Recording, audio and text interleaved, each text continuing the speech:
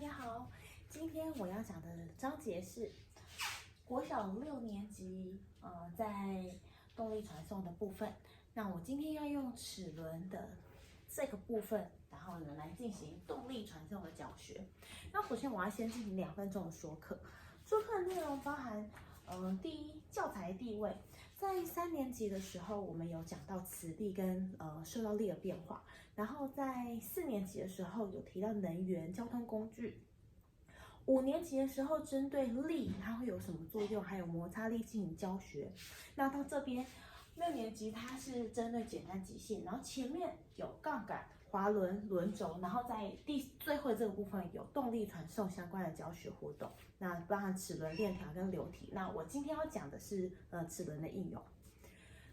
第2个部分呢，学生的经验在过去就是高年级自然科学，它在师生问答或是很多实验的操作上面，学生其实已经是熟练了，所以呢就会透过师生问答来期待是教学方式跟策略是比较走开放，然后师生问答的那种探究式的教学，所以呢。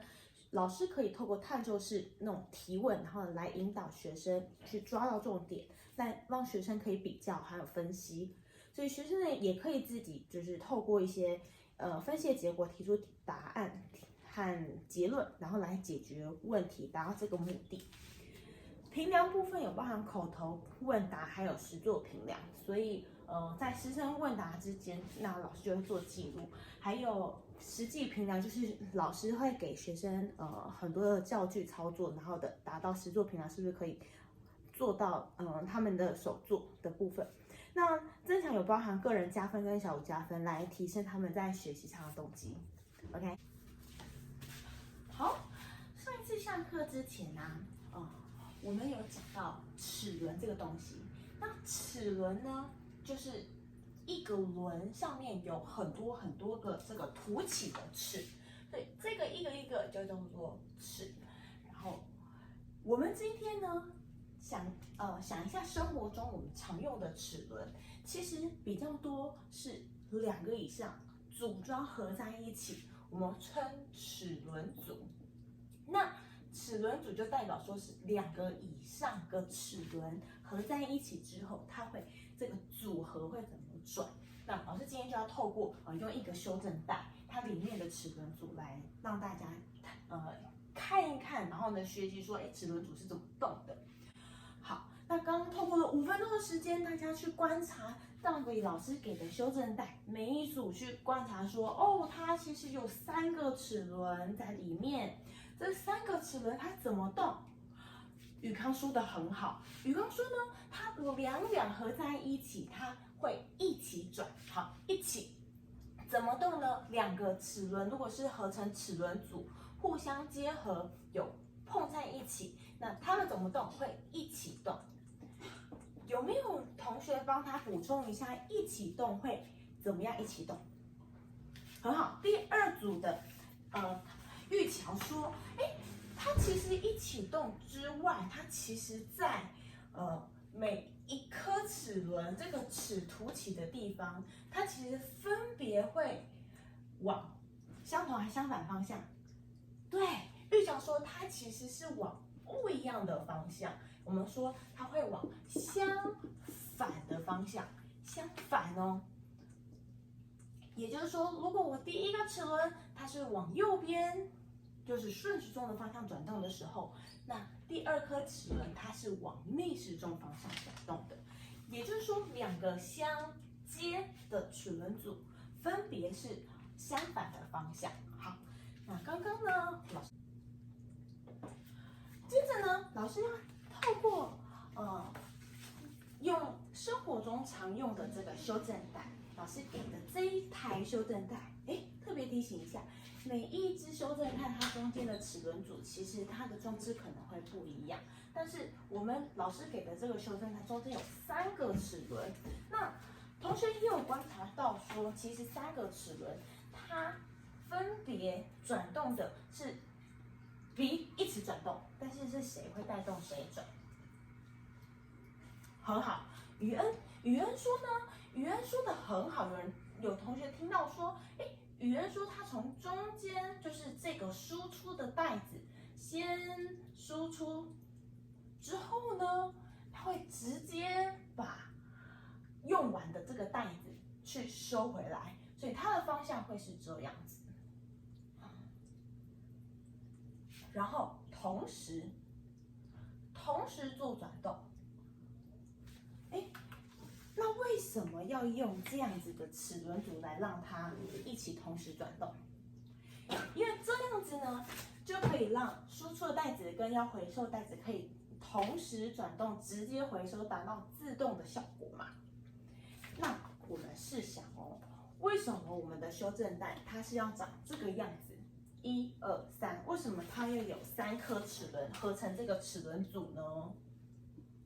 好，给每一个组别在1分钟讨论这个问题。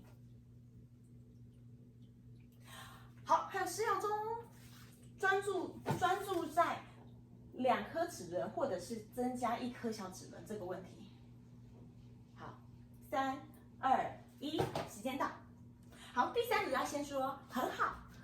第3组说啊，老师，我因为增加第2颗小齿轮，所以它的转动会跟这个修正带一样，比较容易跟着一样的方向转动。有没有更明确一点点说法？很好，第2组帮第3组补充说，当第1个齿轮它是顺时钟转动的时候呢，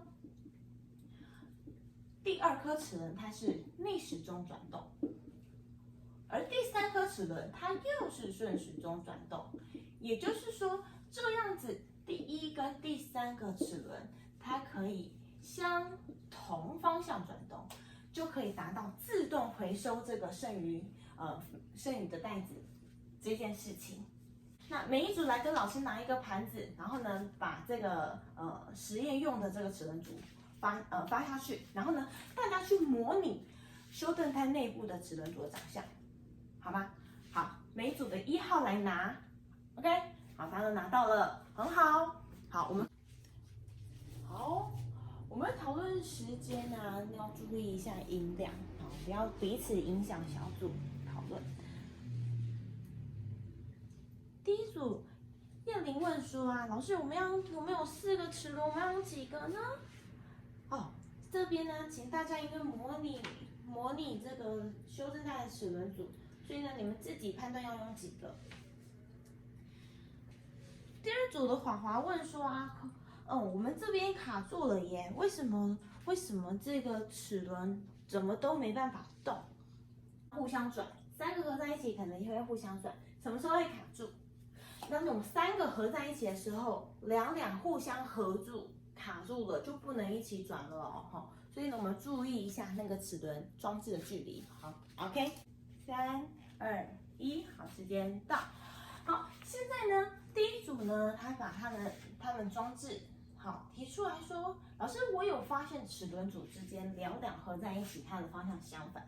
那第2组呢，他发现说，如果我是用4颗的时候，其实，它虽然两相反，它的规律就是顺利的。